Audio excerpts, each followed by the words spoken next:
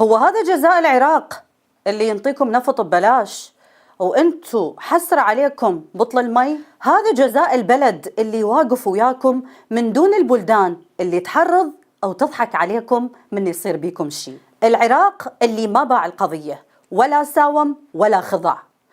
انطوني بلد بالعالم ينظم بطولة والشعب مالته يفتح البيوت والمحلات الجمهور الفرق المنافسة، لا، ويرفع شعار عين غطا وعين فراش.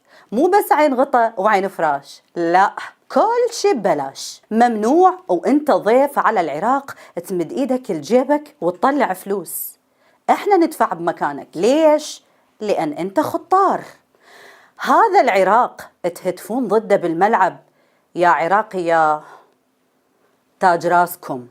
هذه جوار واني آمنة الحسن.